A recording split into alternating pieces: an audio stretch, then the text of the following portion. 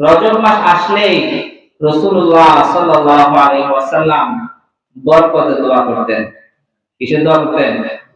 বরকতের দোয়া করতেন। আল্লাহুম্মা বারিক লানা ফি রজব ওয়া শাবান ওয়া বাল্লিগনা রমাদান। হে আল্লাহ, আমাকে রজব ও শাবান মাসে বরকত দাও এবং রমজান পর্যন্ত আমার হায়াতকে পৌঁছে দাও। বরকত এটা ব্যাপক অর্থের জন্য ব্যবহার হয়েছে।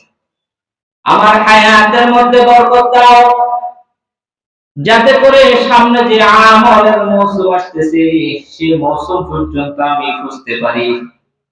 সামনে যে আমলের মৌসুম রমজান মাস আসতে পারে, ওই রমজান মাসটা পেয়ে যেন আমি আমলের সুযোগ কাজে লাগাইতে পারি। রমজানের রহমত এবং বরকত, রমজানের ফজিলত থেকে যেন আমি মাহরুম না হই, সেজন্য আমার হায়াতের মধ্যে বরকত দাও। আমার কাজের মধ্যে বরকত দাও, যাতে করে সামনে যে আমলের মৌসুম আসতেছে, ওই আমলের মৌসুম রমজান মাসের মধ্যে কাজের দান্দায় করে অধিক পরিশ্রম করতে গিয়ে রমজানের রহমত এবং বরকত থেকে বঞ্চিত না হই। সেজন্য আমার কাজের মধ্যে বরকত দাও, যাতে করে মাহে রমজান মাস আসার আগে আগেই আমি আমার জরুরি যত কাজকর্ম আছে সমস্ত কাজকর্মগুলোকে সেরে একটি মাস, আল্লাহর মাস, আল্লাহর ইবাদতের জন্য কাটাই দিতে পারি। বলে আমার আমলের মধ্যে বরকত দাও,